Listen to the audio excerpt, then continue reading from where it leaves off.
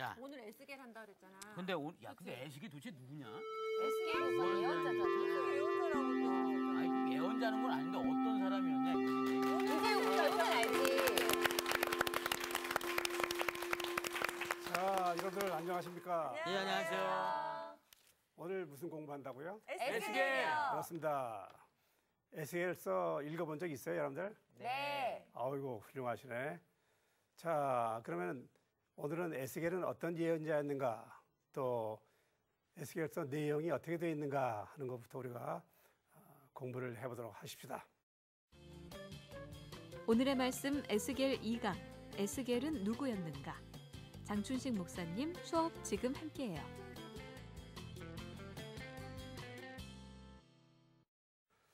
자, 선생님, 예, 에스겔이 이렇게 예언 잘하는 거는 제가 알겠는데 그 예언자 되기 전에는 뭐 했던 사람인지는 좀 궁금합니다.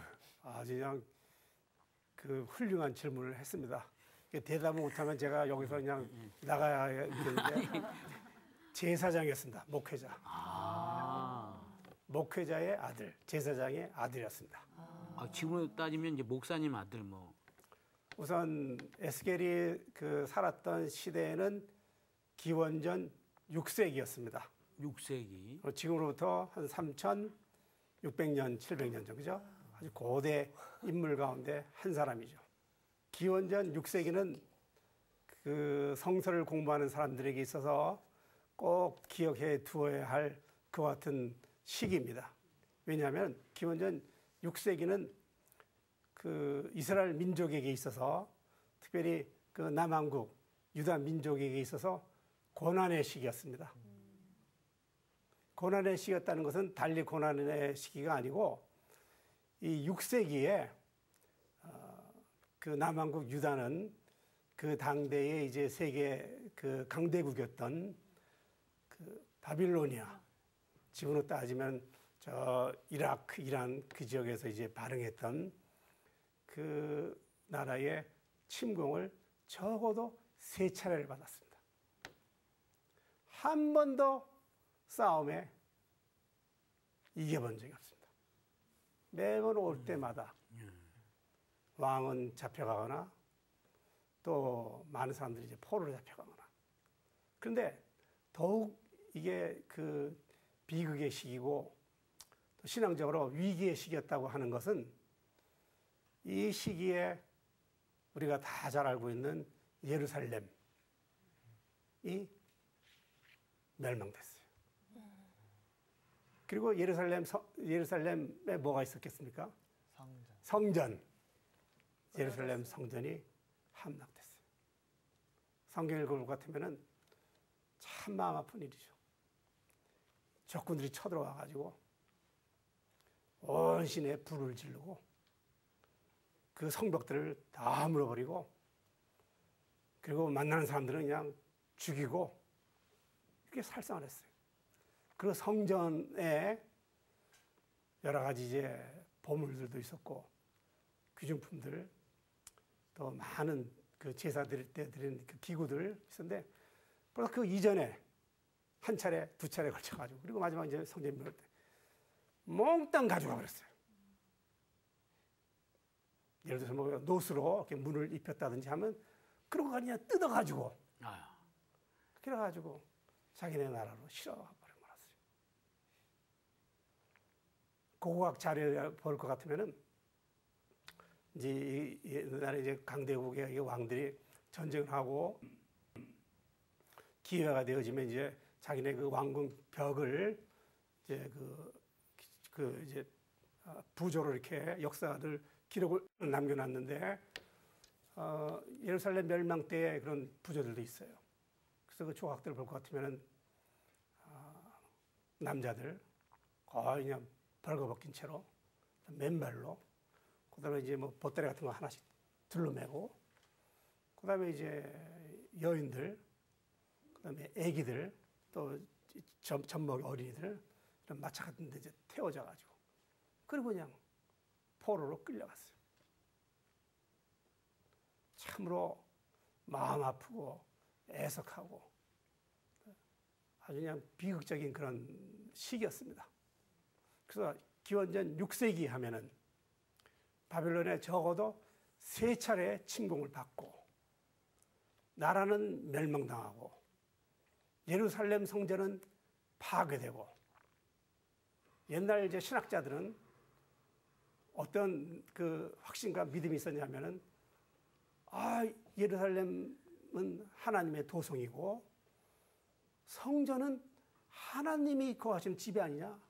그러니까 난공불락의 요새다. 하나님께서 하늘 위에서 딱 앉으셔가지고 달을 딱 내리면은 그 예루살렘 성전이 발을 딱 편안하게 내려놓을 수 있는 그런 지역이기 때문에 안전하다 그랬는데 안전하기는커녕 적군들이 들어와가지고 그렇게 방어하고 사람들을 잡아갔어요.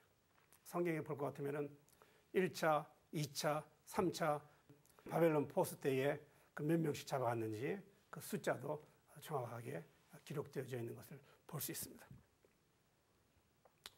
그러면은 이제 본격적으로 우리가 에스겔을 공부하기로 했으니까 에스겔은 그러면 이제 이런 기원전 6세기 시대의 사람이었다고 할 것 같으면은 그래도 구체적으로 언제 어떻게 예언자로 부름을 받았는가 하는 것을 우리가 공부하도록 하겠습니다. 먼저 에스겔서 1장 1절부터 3절까지 성경 말씀을 보도록 하겠습니다. 네. 읽을까요? 우리가 이제 다 같이 이거는 한 목소리 읽어보십시다. 네. 시작. 30해 넷째 달 초대사에 내가 그발 강가 사로잡힌 자 중에 있을 때 하늘이 열리며 하나님의 모습이 내게 보이니 여호와긴 왕이 사로잡힌 지 5년 그달 초다세라. 갈대아 땅 그발 강가에서 여호와의 말씀이 부시의 아들 제사장 나아셀에게 특별히 임하고 여호와의 권능이 내 위에 있으니라. 네.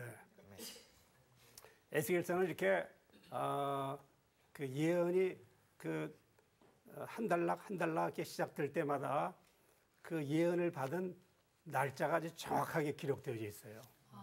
네. 다른 예언사하고 틀리게.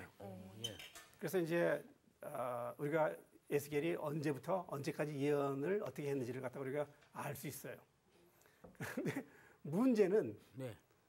그 연대가 이제 얼마만큼 정확한가 하는 것인데, 예를 들어서 우리가 1장 1절에 30째 해 넷째 달 초닷새. 그러니까 이게 얼마나 이게 구체적인 연대고 시간입니까? 예. 30살. 30째 해 넷째 달 초닷새에 예언자가 하나님의 이제 부르심을 받는 것이에요.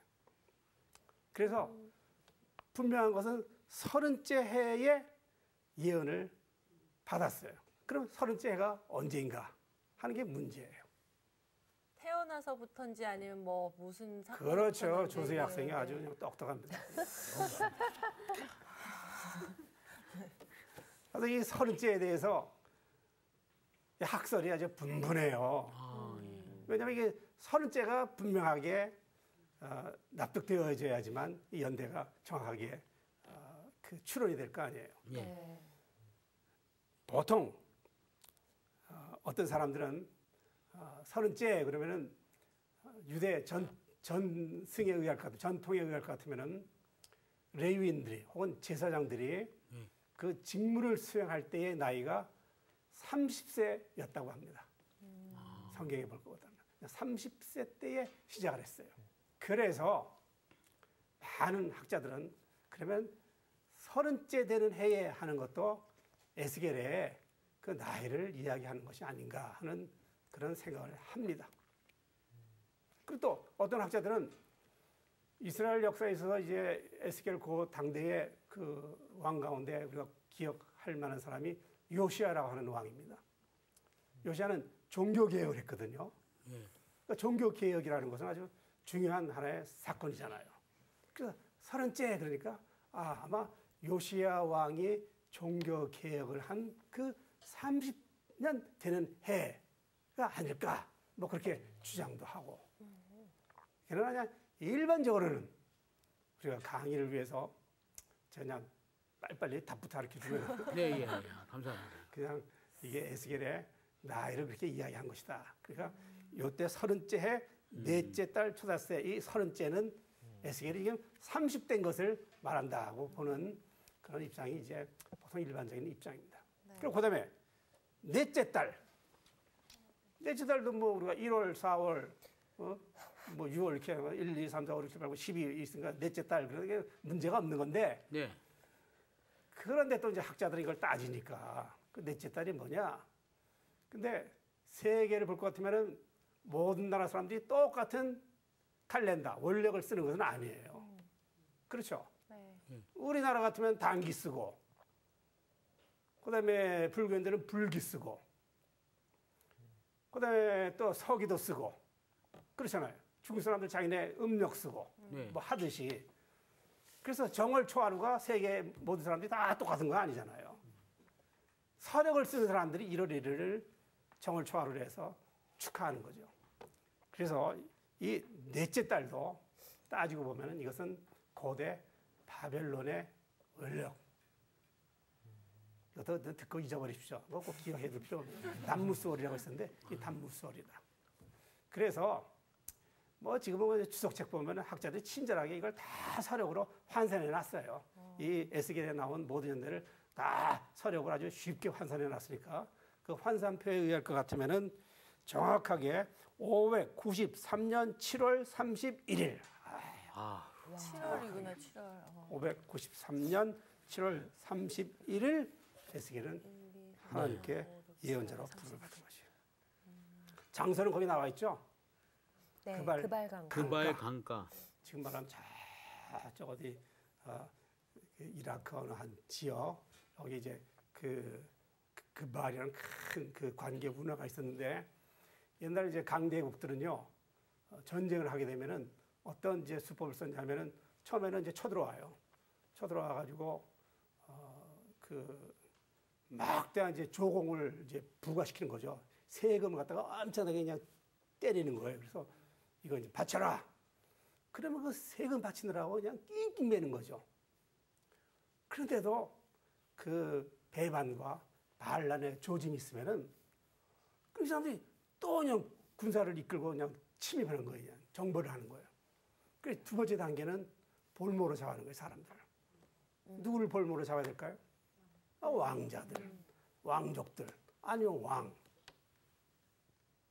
그래서 거기 보면 여야긴이라고 하는 왕의 이름이 나오는데 이 왕도 그 여야긴 왕이 사로잡힌 지 5년 그랬으니까 597년에 이 바벨론이 2차 침공을 하면서 그때 볼모로 잡아가는 거예요.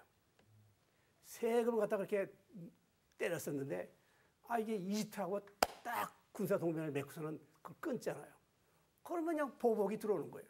그래가지고 왕 잡아갔지.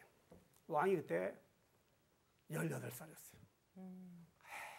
새파란 젊은 왕인데 그리고 왕이 오른 지 석 달밖에 안 됐다고 성경에 기록돼 있어요. 젊은 왕인데. 왕인데 또 결혼을 또 빨리 한 것 같아요. 아이고. 애들이 많았어요. 18인데요. 18인데. 김상호 씨 결혼했나요? 결혼했습니다. 예. 애들도 있고. 예, 있습니다. 저 결혼 안 한 것처럼 보이시네요. 그럴 한 것도 리가요. 같고 안 한 것도 같고. 예, 예, 네.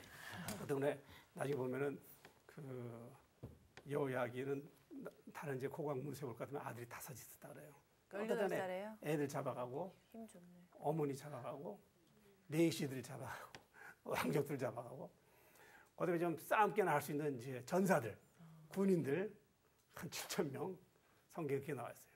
그다음에 기술자들 뭐 음악을 한다든지 또 특별히 대장장이들 대장장이들은 칼 이 만드는. 쇠를 부리면 이게 병기를 만드니까 1,000여 명씩 잡아갔어요.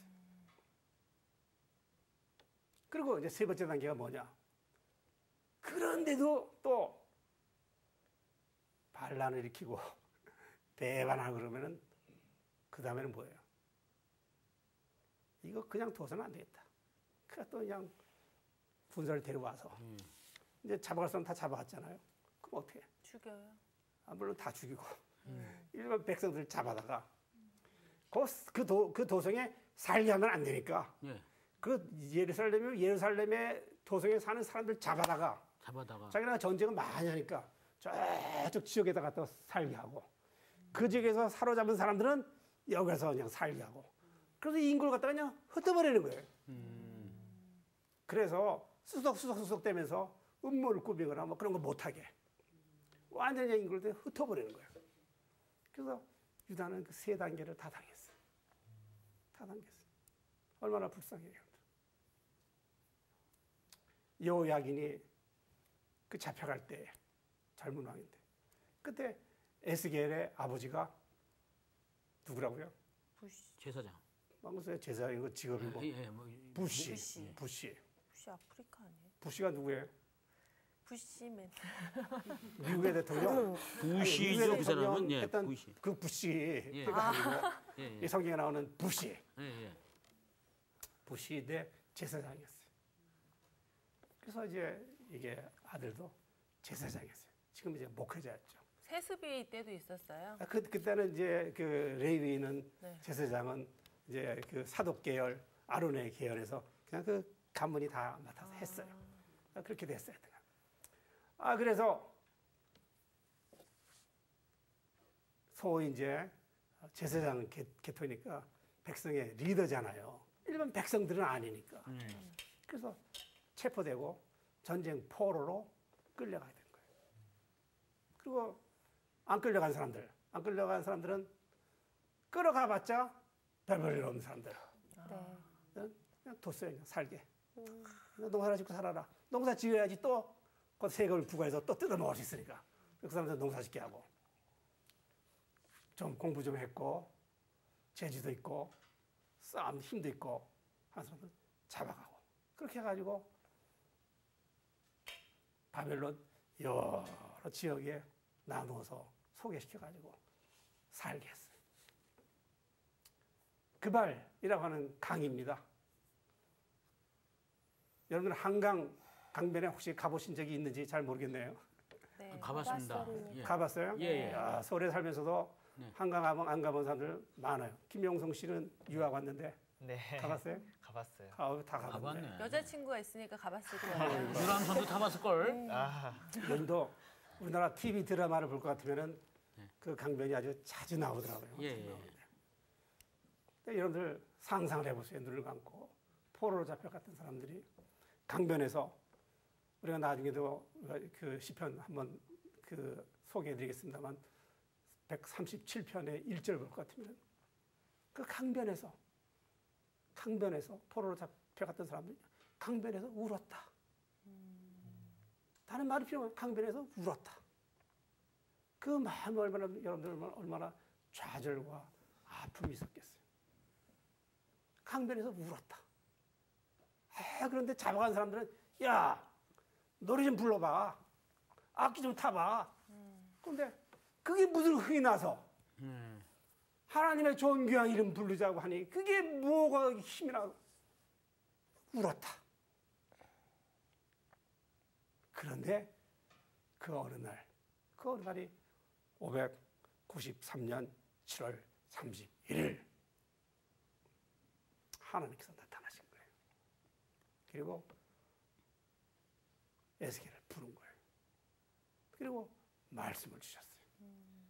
그렇게 해서 에스겔이 이제 예언자가 된 겁니다. 자, 첫 번째로 에스겔은 예언을 하는데 보통 예언자하고 틀렸어요. 그래서 성경을 읽는데 이게 잘 이해가 안 되는 것도 많고 그 첫 번째 에스겔의 예언의 이제 특색 가운데 하나가 에스겔은 이제 목회자의 아들이었죠. 결혼도 했어요. 결혼도 했는데 근데 하나님께서 태어난 에스겔을 어떻게 이렇게 그냥 이렇게 저렇게 그냥 명령을 내리셨는지 그냥 하나님의 말씀을 갖다 그냥 뭐 나처럼 이렇게 그냥 막 이렇게 그 공부하러 온 학생들이 이렇게 얘기를 하는 것이 아니고 지금 표현하면 무슨 뭐 퍼포먼스라 할까 뭐 그냥 무슨 상징적인 행위를 통하여 그래서 이 에스겔은 아주 그런 상징의 아주 달인이라고 할 수 있어요. 네. 그게 에스겔서 여러분들 3장부터 읽어볼 것 같으면은 에스겔의 그 여러 가지 그 그 기인적인, 그 상징적인 행위들을 여러분들이 볼 수 있어요. 예를 들면 이제 3장 22절부터 27절까지 볼 것 같으면 하나님께서 자, 너는 입을 꾹 다물고 벙어리에 있어라. 그래가지고 집에 문도 닫고 아까 문 닫고 집 안에서 그냥 벙어리가 됐어요. 죽을 맛이죠. 벙어리가 된 거예요, 아니면 벙어리인 척한 거예요? 벙어리가 된 거. 아니, 그게 뭐 다 똑같은 동긴 벙어리 얘기냐? 척하거나 벙어리거나 근데 그냥 말을 못하는 거예요. 성경에 그런 경험을 한 사람들이 누가 있나요?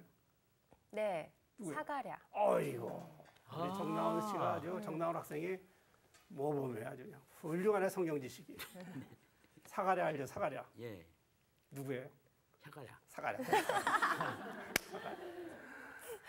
유황이 태어났는데 이름을 누구라 할까? 이름 지으려고 그랬대. 근데 사가랴가 그 성전에 들어갔다가 하나님을 배웠잖아요. 태어날 때까지 말을 하지 말아라. 그래서 태어날 때까지 말을 못했던 것이에요. 신약에도 그런 경우가 있잖아요. 에스겔도 그랬어요, 여러분들. 에스겔. 또 3장 그러고 4장 가면요. 또 뭐 이런 겁니다. 예를 들어서 성경 읽는 거는 집에서 다 읽어주시고 네네. 저를 보시면 됩니다. 네, 예, 예. 벽돌. 벽돌. 을 가져다가 여기다 이제 예루살렘 그려놓고 그 벽돌이 뭔가 사람들이 뭔가 했더니 벽돌 갖다가 딱 갖다 놓고 그다음에 이 벽돌 앞에다가 무슨 이제 그 저기 어린아이들 무슨 뭐 그 병정놀이 게임 하듯이 병저들 갖다가 이렇게 배치시키고 그다음에 여러 가지 작전 무기들을 갖다가 또 여기다가 다 배치시키고 그다음에 싹 포위망을 세우고 또 어떤 때는 그냥 철판을 갖다가 딱딱 막기도 하고 그러고 있는 거예요. 사람들이 저거 뭐 하는가? 그거는 병정놀이 하고 있는 거지. 그게 예언이에요. 그럼 그게 뭘 의미하는 걸까? 예루살렘은 포위당해가지고 이게 그냥 철벽으로 둘렸으니까 개미새끼 한 마리 드나들지 못하고 이제 적군이 엄청난 그 무기를 가져와서 이걸 공격하게 되면은 이거 파괴될 거는 시간 문제라는 거예요. 그걸 보는 사람들은 이거 뭐 장기 훈수 들 때 이렇게 장기 잘 두는 사람들은 이렇게 보면은 그냥 하나 넘어가면은 그냥 장이야 부르면 이거 금방 이거 죽는다 하는 거 알 수 있을 거 아니에요. 보면은 이거 예루살렘 이거 끝났네 하는 것을 보여주는 것이. 그러니까 볼 줄 아는 눈을 가진 사람은 그 상징을 잘 읽어봐야죠. 그래서 에스겔은 말을 안 했어요. 뭐 예언자 그러면 뭐 아주 달변가가 되어서 여러분들이 뭐 호세아, 아모스, 또 여러 가지 아름다운 그냥 주옥 같은 거 그 시편들의 시들의 그런 말씀이 뭐 되어줄 것 같은데 물론 에스겔도 예언을 선포했지만 그러나 하여튼 많은 예언의 그 부분들은 이런 행위들이었어요. 상징적인 행위들. 그것이 에스겔의 특징 가운데 하나라고 할 수 있어요. 황당한 거 있어요, 여러분들. 또 이제 그 에스겔에서 우리가 지금 이제 3장 후반에서 4장, 5장 가게 되면 4장 그 끝에 볼 것 같으면 에스겔이 한 번 또 이제 하나님의 명령에 의하여서 요거는 이제 어떻게 하느냐 집에서 말이에요. 이제 차례 눕는 거예요. 차례 눕는데 성경시에 볼 것 같으면은 왼쪽으로 들어 누워서 1년을 하루씩 계산해서 390일을 누워있고 그걸 다 채운 다음에는 다시 오른쪽으로 계산해서 40일 동안 꼼짝없이 누워있는 거예요. 이렇게요, 이렇게. 아니야, 누워있는 거예요, 그냥. 누워있는 거예요. 여기 가서 누우시오. 누우셔. 몇 번만 하면 굉장히 그냥 불편할 텐데. 이렇게 오랜 동안 그냥 누워 있는 거예요. 이거 뭐냐? 나라가 멸망한 북왕국 이스라엘. 이스라엘 역사를 볼 것 같으면요. 이스라엘은 우리나라하고 그 역사가 참 비극적인 역사가 비슷하다 그럴까. 남북으로 분단이 되었어요. 솔로몬 이후에. 그래서 솔로몬 이후에 그 고대 이스라엘 왕국이 두 나라가 되거든요. 그래서 이제 북쪽은 그래서 이스라엘이라 그랬고 북왕국 이스라엘, 남쪽은 유다라 그랬어요. 남왕국 유다. 이게 한 민족인데 대치를 했어요. 그러다가 북쪽이 먼저 멸망을 했어요. 그리고 아까 이야기한 것처럼 국가의 고대 시대에 그 국가의 멸망이라고 하는 것은 늘 포로로 잡혀갔어 사람들이. 포로로 잡혀갔어. 많은 사람들이. 그리고 남왕국 유다도 멸망한 거예요. 어쨌든 에스겔은 그것은 다 우리의 죄값이었다. 그래서 그 죄값을 치르기 위해서 그 고난의 그 긴 기간을 상징하기 위해서 누워 있었어요. 뭐 먹어야 될 거 아니에요. 예. 먹어야 될 거 아니에요. 그 먹는 것도 하나님께서 잘 일러주셨어요. 그래서 볼 것 같으면은 우리식으로 표현하면은 잡곡빵 200g하고 물 0.6리터를 일정하게 달아 정해진 시간에 먹었대요. 그런데 유엔 식량농업기구가 현재 규정하고 있는 생존에 필요한 일일 최소한의 식량은 1인당 이게 458g 정도래요. 그럼 이거 반 정도 먹은 거예요. 지금 우리 북녘에 있는 우리 형제자매들이 어린아이들이 요 정도 그걸 먹어요. 그러니 마음 아픈 거죠. 그거 먹고 어떻게 생존할 수 있어요? 하루도 아니고. 아이씨, 나 이거 못하겠다 말이야, 나 이거. 그래 그냥 하이 하나님 나 이거 못하겠습니다 나. 내가 뭐 이래 하고서 그냥 나가버리면 그냥 끝나는 건데. 김상원 씨 이거 채울 수 있겠어요? 제일 어려운 거. 우리 김용성 학생은 좀 힘들 것 같아요. 네. 하나님이 힘주시면은 할 수 있습니다. 할 수 있습니다. 할렐루야. 그냥 믿음이 있어야지.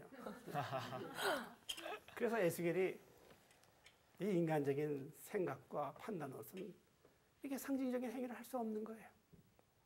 그런데 하나님께서 하시라 그러니까.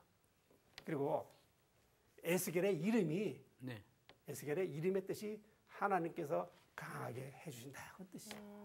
그래 하나님께서 강하게 해주시는 거예요. 그런 상징적인 행동을 하면은 비난도 왜 없겠어요, 그렇죠? 네. 비난 받죠.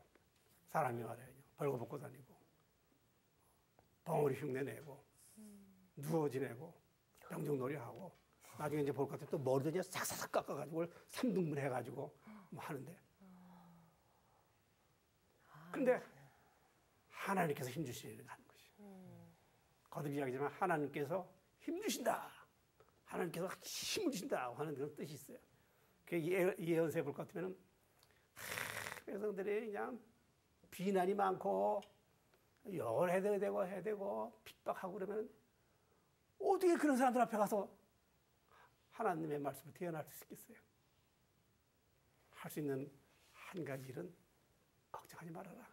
내가 말이야 너의 말이야 이게 얼굴도 말이야 아주 그냥 뻔뻔하게 만들어주고 이마박도 아주 뻔뻔하게 만들어주고 말이야 딱 치더라도 말이야 끄떡하게 하지 이렇게 만들어줬다니까 걱정하지 말아라. 이게 하나님께서 그렇게 그냥 해주시니까 에스겔은 그냥 도구죠. 도구로 와서 이런 이제 상징적 행위로 하나님의 말씀을 대언하는 것이. 그래서 3장, 4장 이런 에스겔의 이런 행위가 계속해서 이제 반복되어져 이제 나옵니다. 5장에 볼 것 같으면요. 이거는 이제 에스겔이 자기가 이제 머리카락하고 수염을 갖다가 싹 밀었어요. 하하. 이 머리카락을 민다고 하는 것은 무슨 의미가 있을까요? 수염하고. 요즘은 뭐 또 머리 싹 미는 것도 하나의 그냥 패션이다 뭐 그러는데. 고대 세계에 있어서 특별히 남자의 수염을 예. 미는 것은 이건 하나의 그냥 치욕적인 일로 멸시하고 이렇게 그냥 무시하고 모욕을 줄 때는 그냥 밀어버리는 거예요. 그냥 내시. 방치다. 그래서 그 고고학적인 그런 그 발굴물들도 볼 것 같으면 이런 이제 외적들이 쳐들어왔을 적에 보면은 왕들의 이제 수염이 이렇게 있는데 되게 이제 저기 상처난 것들이 많아요. 들어가지고 그냥 다 때려 부신 거예요. 그냥. 그거 이제 모욕 주기 위해서. 성경에도 볼 것 같으면 그냥 사신으로 갔을 적에 모욕 주려고 할 것 같으면 그냥 깎아버리는 거예요. 그냥. 깎아버려라! 그러면 뭐 모욕 주는 거예요. 근데 머리털도 밀고 수염도 밀고 그걸 이제 3등분 해가지고 그 불태워버리고 그다음에 또 3분지는 칼로 내리치고 또 3분지는 휘 바람에 날려버리는데 이것은 이제 예루살렘의 백성들이 그렇게 모욕도 당하고 수치도 당하고 3분의 1은 칼 맞아 죽고 3분의 1 포로 잡혀가고 뭐 3분의 1 또 그렇게 그 외적들에게 그와 같은 수치를 당하게 될 것이다 하는 것의 상징이에요. 이런 이제 그 상징들이 그 에스겔서 전반부에 나타나고 있습니다. 그래서 에스겔 예언자 하면은 상징적인 행위로 하나님의 말씀을 대언한 예언자였다 하는 거죠. 두 번째. 네. 에스겔 예언의 특징은 제가 이제 그 교재에다 썼는데 에스겔은 그 공중 부양의 달인이었습니다. 공중 부양이 뭡니까? 허경영 씨가 잘해요. 공중부양이면 공중 부양하는 사람 봤어요? 못 봤어요. 못 봤어요? 네. 공중 부양. 마술사들 공중 부양이라는 말은 알고. 네네네. 여러분 성경책 에스겔서 8장 3절. 8장 3절. 자, 정나은 학생이 크게 읽어보겠습니다. 네. 그가 손 같은 것을 펴서 내 머리털 한 모숨을 잡으며 주의 영이 나를 들어 천지 사이로 올리시고 하나님의 환상 가운데에 나를 이끌어 예루살렘으로 가서 안뜰로 들어가는 북향한 문에 이르시니. 네, 그렇습니다. 하나님께서 에스겔에게 나타나셨어요. 네. 에스겔 머리를 탁 잡으셔가지고 쑥 드니까 몸이 쑥 떠올랐어요. 그리고 쭉 날라서 하고 보니까 예루살렘 성전 그 북쪽 문 앞에 딱 섰어요. 날라온 것이. 그래서 여기서 어떻게 하나 하더니 하나님께서 자 성전에 제사장들이 있던 곳 또 누가 있던 곳 이렇게 자 봐라 하면서 잘 보여주셨어요. 그래서 에스겔이 보니까 에스겔이 제사장이었잖아요. 그런데 그 하나님의 영의 이끌림을 받아 예루살렘에 와서 그 성전에 제사장들이 거하던 곳을 보니까 그렇게 역겹고 더럽고 해괴망측하고 그 사람들이 다 숨어서 한 일인데 하나님께서 보여주시니까 다 할 수 있었어요. 에스겔은 다 봤어요. 하나도 빠지지 않고 가슴을 이야 어떻게 이럴 수가 있냐 말이야. 어떻게 이럴 수가 있냐. 이야 하나님은 뭐 우리의 안고 서심을 다 하시는 하나님 아니세요? 내가 무슨 말을 하려는지 이미 내 입술에 있는 말씀도 다 아시고 내가 앉아있거나 서있거나 내가 누워있거나 하나님은 다 아시는 하나님이시라요. 하물며 하나님께서 몰래 한 그래서 그 성전이 파괴될 수밖에 없게 한 그 같은 짓들을 왜 하나님께서 모르셨겠어요? 하나님께서 에스겔을 데려가셔서 다 보여주셨어요. 그리고 에스겔을 또 하나님께서 또 들어가지고 으익 하니까 또 에스겔이 부 떠져 보니까 또 그발 강가를 왔어요. 그래서 에스겔은 왔다 갔다 하면서 하나님께서 보여주시는 것을 다 보았어요. 아이 그러면은 여러분들께서 아이 그러면 진짜 이렇게 공중에 떴을까? 우리도 뜰 수 있을까? 그게 중요한 거 아니에요. 중요한 것은 하나님의 영이 하나님께서 함께 해주시니까 하나님과 더불어서 보고 듣고 느끼고 말하고 하나님의 일을 대행할 수 있었다고 하는 것이죠. 세 번째 에스겔의 특징은 포로로 잡혀왔잖아요. 포로로 잡혀와서 아까도 말씀드렸듯이 포로의 생활은 시편 137편 1편 들어보십시오. 우리가 바빌론의 강변 곳곳에 앉아서 시온을 생각하며 울었다. 포로들입니다.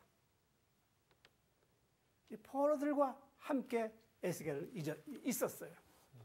그래서 그냥 뭐 결론으로 그냥 쉽게 말씀드리면은 고난 받는 사람들과 더불어서 에스겔은 목회도 하고 예언도 했다. 그 땅에 좌절하고 또 아픔 있는 사람들의 그 아픔과 그 슬픔을 에스겔이 외면하지 않았다. 하나님도 외면하시지 않는데 하물며 하나님의 음성을 듣고 예언자가 된 에스겔이 어떻게 그들을 외면할 수 있었겠어요. 그래서 그 아파하는 동족들과 함께했다. 에스겔서 24장 그 16절을 볼 것 같으면요. 내 눈에 기뻐하는 것이라고 하는 표현이 있어요. 내 눈에 기뻐하는 것. 내 눈에 기뻐하는 건 뭐예요? 내 눈에 보여. 아우 예쁘다. 아우 아름답습니다. 단풍이 왜 이렇게 아름답습니까? 아 당신은 참으로 아름답게 생겼습니다. 사랑합니다. 내 눈에 다 아름답게 보이잖아요. 그게 에스겔의 아내예요. 에스겔의 아내 이름이 뭐 조수휘, 정나은 이렇게 나오지를 않아요. 성경에는 에스겔의 아내 이름이 너의 눈에 아름다운 것이라고 기록됐어요. 그런데 예루살렘 성전이 멸망하기 전에 죽었어요. 자기 눈에 사랑스러워했던 아내인데 죽었으니까 얼마나 슬프겠어요. 하나님께서 근데 슬퍼하지 말아라. 그래서 슬퍼하지도 못했어요. 새 여자를 준비해 주시나 보죠. 새 여자? 아이고 조수희 학생이 아주 대단한 이야기를 했는데 지금 그렇게까지 발전할 단계가 아니에요. 아, 네. 에스겔은 장가를 가지 않았어요. 아내가 죽었어요. 네. 그 다음에 에스겔은 한 20년 동안, 그럼 한 50대에 에스겔도 바빌론에서 죽었어요. 아내를 정말로 사랑한 거군요. 추측컨대 우리가 그 사랑하던 아내 옆에 묻혔을 것이라고 그렇게 이제 생각해 보는 것이요. 그래서 에스겔, 어쨌든 간에 에스겔은 목회자의 자녀로 태어나서 그 다음에 이제 예언자로 부름을 받았어요. 그리고 하나님의 그 같은 명령에 의하여서 그가 사명을 받아서 그런 상징적인 그 같은 행위를 통하여서 하나님의 말씀을 대언을 했어요. 그러면서 하나님께서 그를 영을 사로잡으시면 그 영이 아주 자유스럽게 어디든지 가서 하나님이 보라고 하는 것을 보고 하나님의 말씀을 대언했어요. 그러면서도 그는 늘 그의 삶의 자리에 고난받는 그 같은 동족에게로 돌아와서 그들과 함께하는 그 같은 삶을 살았어요. 자, 우리 학생 여러분들.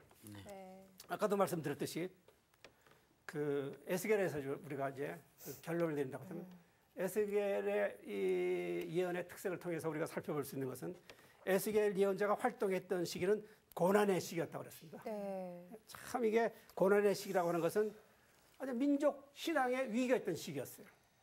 에스겔은 고난의 그런 시기에 있었지만 그러나 그 중심에서 현실과 타협하지 않고 예언자적 목회로 좌절을 극복하고 개인적 책임감을 강조하면서 국가 미래에 대한 소망을 불러일으켰던 목회자인 동시에 예언자였어요.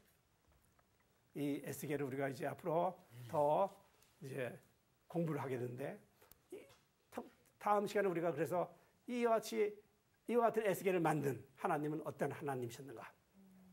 에스겔의 하나님은 어떤 하나님이었는가 하는 것을 우리가 이제 다음 시간에는 공부해 보도록 하겠습니다. 네. 질문할 거 있으세요?